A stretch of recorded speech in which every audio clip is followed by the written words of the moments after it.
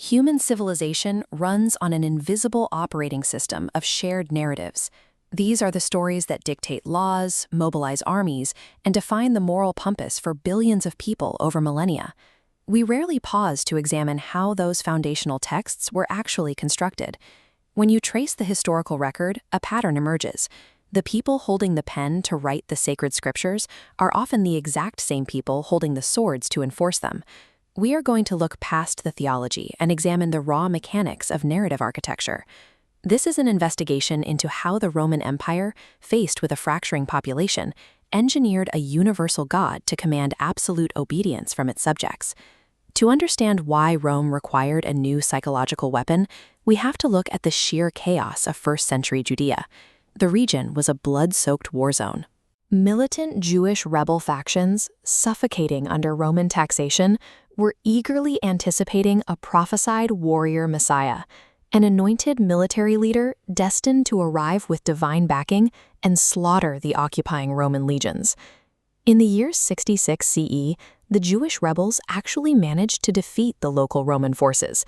In response, Emperor Nero summoned his most ruthless general, Vespasian, who launched a massive, scorched-earth military campaign to systematically dismantle the Judean insurgency town by town. The campaign reached its brutal climax in 70 CE. Vespasian, having recently seized the imperial throne in Rome, left his son, General Titus, to finish the job. Titus surrounded Jerusalem with a massive wall, starved the city's inhabitants, breached the defenses, and completely demolished the Second Temple, plundering its sacred relics. The Romans physically obliterated the cultural core of Judaism. They pushed the massive masonry of the temple off its foundations, leaving not a single stone atop another. The Flavian emperors understood that military slaughter is only a temporary solution. As long as the subjugated population retained a sacred text promising a violent, conquering savior, another rebellion would eventually rise. To permanently pacify the region, the state had to rewrite the prophecy itself.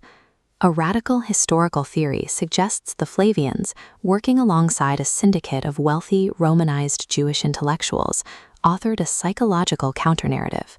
They constructed a new pacifist messiah, one who wandered the countryside instructing his followers to turn the other cheek, pay their taxes, and render absolute obedience to Caesar.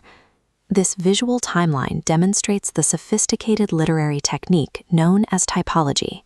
The theory argues the authors engineered the Gospels so that the peaceful Messiah's dire predictions of an impending judgment mapped directly onto the exact geographic sequence of General Titus's military victories 40 years later. You can see this typological mapping in the text's geography. In the Gospels, Jesus begins his ministry here at the Sea of Galilee. He miraculously fills their nets and tells them to follow him, promising to make them fishers of men. This metaphor takes a literal, gruesome turn in Josephus's history of the war. At this same location, when rebels fled onto the water, Titus rowed out with a flotilla. The Roman soldiers speared the survivors as they struggled in the lake and hauled them in. This pattern repeats at Candaera, where a biblical exorcism into a drowning herd of swine mirrors Josephus's account of Roman legions driving rebels into a river to drown.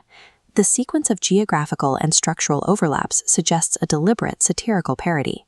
Under this lens, the foundational texts of the New Testament act as a literary mirror where Roman military triumphs are recoded as spiritual events to pacify a subjugated population. A local Judean pacification program required broader cultural reach to succeed. To make this counter-narrative palatable across the entire Mediterranean world, its architects absorbed the religious frameworks of older, established empires. During the Babylonian exile centuries prior, Jewish scholars had already absorbed the theology of Persian Zoroastrianism. This introduced the concept of an active, literal cosmic war between a creator of light and an independent entity of pure darkness. It provided an elegant way to explain earthly suffering while keeping God perfectly good. The narrative architects also drew heavily from Mithraism. This was an ancient Persian faith that had evolved into a secretive, highly regimented military cult, popular among the very Roman legions tasked with enforcing imperial rule. The rituals of the Mithraic initiates supplied the mechanics for early Christianity. They celebrated the birth of their unconquerable savior god on the winter solstice, December 25th. They revered the celestial cross as the astrological intersection of space and time, and they gathered for communion rituals to consume bread and wine. The resulting religious framework was a synthesized patchwork. It combined the strict moral dualism of Persia with the established military rituals of Rome, creating a universally recognizable operating system for the empire. Creating the text was only the first step. Maintaining control required continuous physical curation. The archaeological discovery of the Dead Sea Scrolls proved that these ancient scriptures were living documents, with scribes actively editing and revising passages to suit the evolving political and theological needs of their specific communities. As a centralized orthodoxy emerged, it systematically hunted down competing variations of the faith.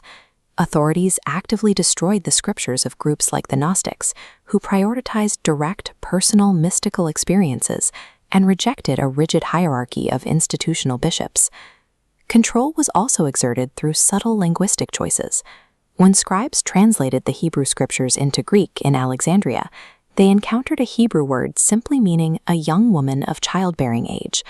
They chose to translate it using a specific Greek word that explicitly means virgin, constructing a foundational theological pillar out of a single vocabulary swap.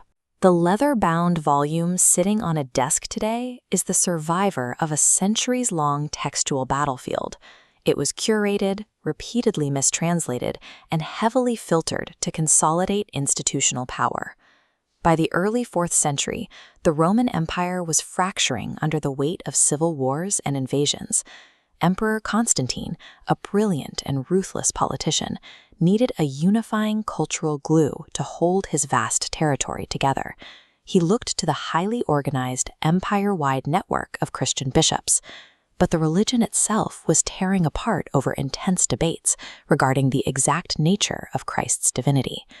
Constantine exercised his imperial muscle, paying for hundreds of bishops to travel to the Council of Nicaea. Surrounded by armed guards, the emperor presided over the council and forced the creation of a singular, state-mandated doctrine.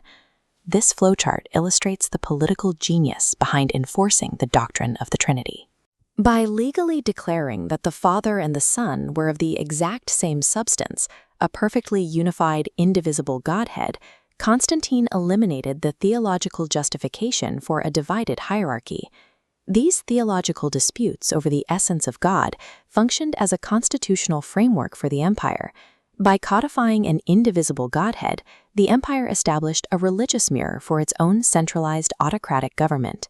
The narrative engineering reached its ultimate conclusion in 380 AD with the Edict of Thessalonica. This imperial decree made this highly specific, carefully calibrated theology the mandatory exclusive law of the Roman state, legally branding anyone who disagreed as a madman and a heretic. A faith that began as a persecuted underground sect in the deserts of Judea had officially merged with the military might of Rome. The former victims of the empire had been weaponized into its supreme prosecuting authority. Which leaves us with a stark reality to consider. If the foundational narratives of the ancient world, the stories that built global empires and defined morality for millennia, were deliberately constructed and heavily edited by the ruling elite to maintain control, what modern narratives are being engineered for you right now, and who is holding the pen?